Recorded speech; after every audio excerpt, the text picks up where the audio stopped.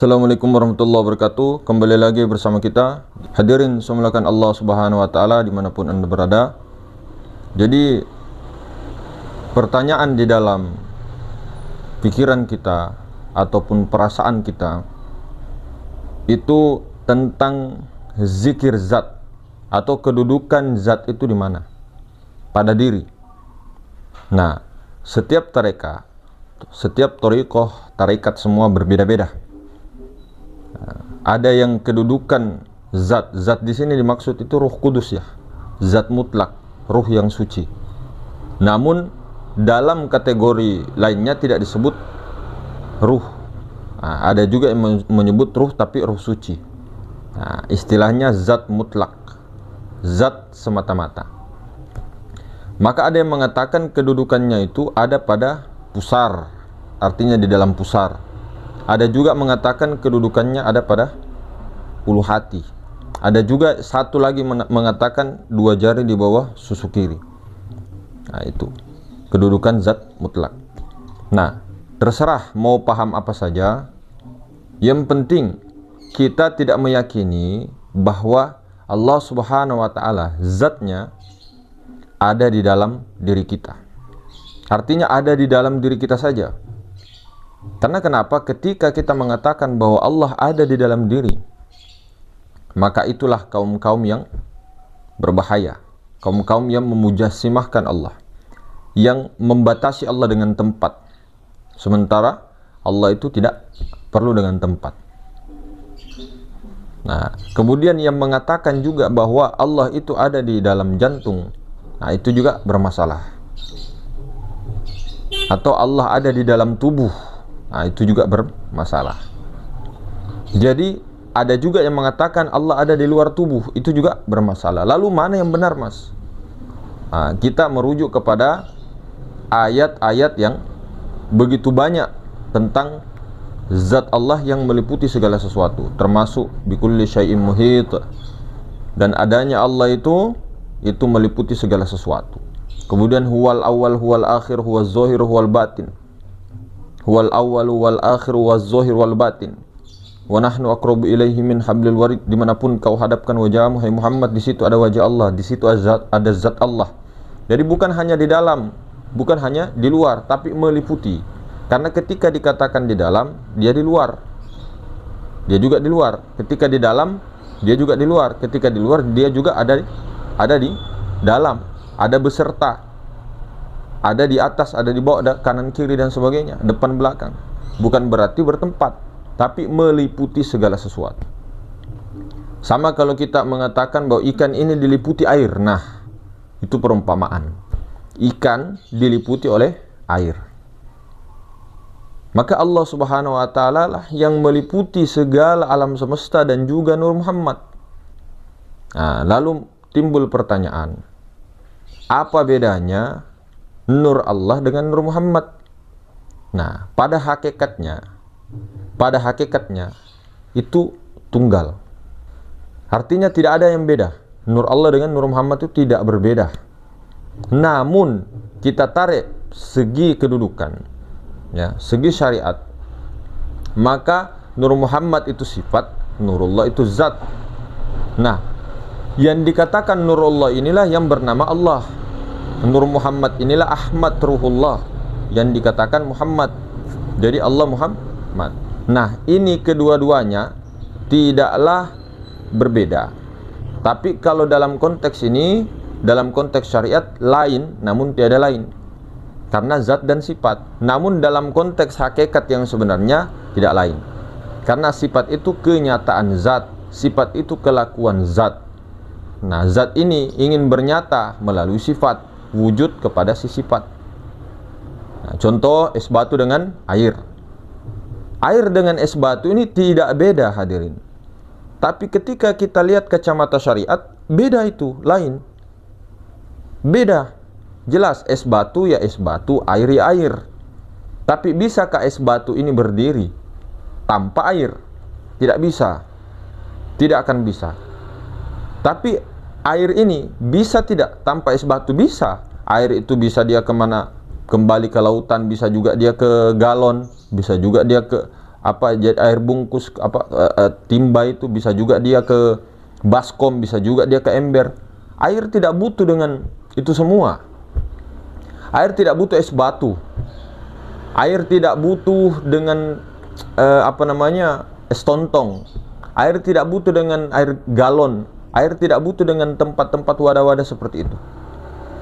Malah es batu yang segitiga, yang berbentuk manusia, yang berbentuk apa es batunya, itu malah yang bergantung kepada air. Karena sifat itu tidak bisa berdiri sendiri. Sifat itu bukan zat. Jadi Nur Muhammad itu bukan Allah. Camkan, Nur Muhammad itu bukan Allah. Oke? Allah itu yang mana? Nur ilahi atau nur zat, ini yang bernama Allah, nur Tuhan. Kalau Tuhannya itu bahasa pangkat, tapi sebenarnya Rabbul Izzati itu tak bernama. Lalu menamakan dirinya menjadi Allah atau ilah, nur zat tuh. Namun sebenarnya Tuhan yang sebenarnya tak bernama, tak berzat, tak bersifat, tak berasma, tak beraf'al. Mana yang punya nama? Mana yang nama itu? Apa itu? Itulah zat. Makanya Allah itu ismu zat, nama zat, bukan nama Tuhan, bukan nama Rabbul Izzati. Pahamkah tidak? Jadi yang sebenar-benarnya itu aku, itulah kunhizat Rabbul Izzati itu, yang tak bernama, tak berhuruf, tak bersuara, tidak bisa disebut apa-apa.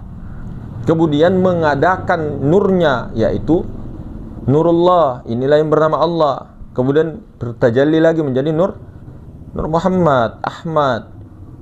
Baru tajalli menjadi alam semesta. Sampai situ. Api, angin, air, tanah, jadilah semesta. Nah, semesta ini diliputi oleh Nur Muhammad. Nur Muhammad ini diliputi oleh Nurullah. Nurullah ini diliputi oleh aku. Akunya Rabbul Izzati. Namun tidak bisa dicapai. Makanya kenalilah sinarnya, tidak perlu mataharinya. Sampai kapanpun itu tidak akan bisa mengenal sang matahari. Yang nampak itu adalah cahaya matahari. Kenalilah itu. Nah, itulah nurnya. Nurnya ini zat, sifat, asma, af'al. Zat tajalli ke sifat, sifat tajalli ke asma, asma tajalli ke af'al. Kita tarik ke diri zatnya, kedudukannya, bukan tempat, kedudukannya, martabat. Kedudukannya pada diri di dalam pusar. Sifatnya di ulu hati, naik turun dia. Nafas. Asma'nya ada pada hati. Oke? Kemudian af'alnya ada pada batang tubuh. Zat, sifat, asma, af'al. Alif, lam, lam, ha. Bukan mengaku Allah, bukan. Ini kedudukannya pada diri. Nah, inilah makna syahadat yang sebenarnya. Ketika asyhadu alla ilaha illallah, itu dari af'al. Ini kalau jalur tauhid ya. Af'al, asma, sifat, naik ke zat. Baru dari zat, sifat, asma, af'al. Wa asyhadu anna muhammadar rasulullah. Zat, sifat, asma, af'al. Asyhadu alla ilaha illallahnya af'al, asma, sifat, zat. Wa asyhadu anna muhammad rasulullah, zat, sifat, asma, af'al. Nah itu kalau dari bagian tauhid. Bagian nur, sebelum bersyahadat jadikanlah Nur Muhammad dulu diri zohir, diri batin Nurullah. Nah, Nur Muhammad ini bersaksi, asyhadu alla ilaha illallah, aku bersaksi, aku naik saksi bahwa aku itu daripada yang Nur ilahi, aku daripada Allah, aku daripada yang batin, yang maha batin, yang maha halus. Kemudian yang batin, Allah mengatakan aku itu telah wujud kepada Muhammad Rasulullah, wa asyhadu anna Muhammad Rasulullah. Itu jalur nur.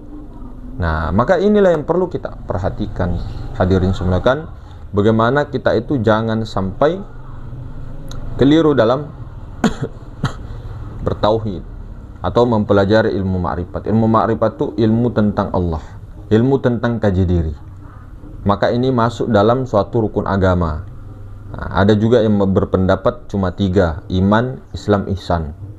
Kalau di sini ditambah dengan ma'rifat, bukan menambah-nambah. Tapi memang itu semua adalah dari zaman guru-guru kita, dari zaman orang-orang yang telah belajar, seperti paham-pahamnya ilmu tasawuf seperti Imam Al-Ghazali, seperti Imam Junaid Al-Baghdadi dan sebagainya, itu semua selalu mewajibkan bahwa awaluddin ma'rifatullah. Awal agama itu ma'rifat. Maka itulah tadi pentingnya bagaimana setelah ma'rifat itu, ya, setelah ma'rifat artinya setelah mengenal Allah dengan musyahadah, bagaimana jalannya itu, jalannya, metodenya, prakteknya, cara untuk duduk kepada kesadaran itu, untuk duduk. Bukan hanya memandang saja, tapi duduk. Kedudukannya itu, bertubuhkan zat itu. Bertubuhkan zat itu bukan mengatakan tubuh kita zat, tubuh kita Allah, bukan. Artinya berdirikanlah dengan zat Allah. Karena yang maha berdiri sendiri, qiyamuhu binafsi, itu hanya Allah. Jadi berdirilah sifat, af'al, asma dengan sifat itu berdiri atas zat Allah. Tidak bisa berdiri sendiri. Jadi semua alam semesta, Nur Muhammad itu berdiri dengan zat Allah. Tidak bisa berdiri kalau tidak ada zat Allah. Jadi satu kudrah, wahdaniyatul kudrah, tunggal kuasa, wahdaniyatul iradah, tunggal kehendak, wahdaniyatul ilmu, tunggal pengetahuan, wahdaniyatul hayat, tunggal hidup. Ini semua tunggal. Artinya yang hidup, yang tahu, ya, yang berkehendak, yang berkuasa itu Allah, yang melihat, mendengar dan semuanya. Wahdaniyah. Apalagi mau protes bagaimana?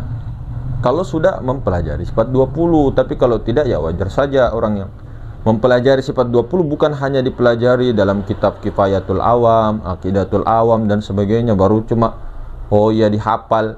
Wujud qidam baqa mukhalafatul lil hawadis. Bukan hanya begitu. Bukan hanya dilakukan, tapi setelah itu penjelasannya juga, setelah penjelasannya prakteknya bagaimana untuk memusyahadahkan 20 sifat. Prakteknya itu bagaimana? Nah, itulah tadi hadirin tentang pertanyaan keresahan kita bahwa apakah kedudukan zat itu di dalam tubuh kah atau di luar? Kedudukan itu pada diri. Namun bukan berarti zat Allah itu hanya di dalam. Nah, ketika kedudukannya sudah diketahui, setiap kedudukan itu namanya lataif atau latifah. Nah, latifah ini adalah halus-halus, titik halus. Nah, titik halus ini tembus kepada Al-Latif, yang maha halus. Jadi titik-titik itu ada 365 titik sebenarnya, ya. Jadi dari ujung rambut sampai ujung kaki itu ada 365. Namun ada 7 yang utama. Ada yang dari Thariqah Saturiya itu dari tulang ekor sampai ubun-ubun. Naksabandia 1, 2, 3, 4, 5, 6, 7, 7. Nah, dan sebagainya, macam-macam penempatannya, kedudukannya di mana.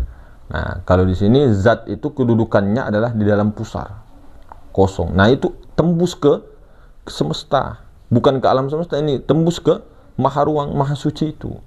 Ketika sudah connect di situ, maka otomatis itu tembus ke seluruh. Bukan hanya mengatakan Allah ada di dalam, tidak, menyeluruh, tembus. Nah, begitu.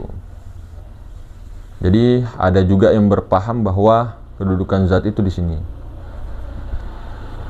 Pas ulu hati, rasa. Nah, kalau kita kesadaran itu di bawahnya. Bukan rasa, ya. Di atasnya rasa. Rahasia, sir. Namun ada juga yang sampai di sini bahwa rasa itu ya rahasia. Ya oke lah, itu silakan pendapat masing-masing. Nah, itu tidak jadi masalah. Yang penting rasanya itu rasa Allah, sadarnya. Begitu saja. Jadi tidak perlu kita kesana kemari dan sebagainya. Yang penting kita betul-betul sangat memegang apa yang kita sudah pegang, apa yang sudah kita yakini, yang pahami, kemudian praktek terus, amal ma'rifat terus, diamalkan terus, musyahadah terus. Nah, jadi mungkin begitu hadirin semulakan. Lebih dan kurangnya, assalamualaikum warahmatullahi wabarakatuh.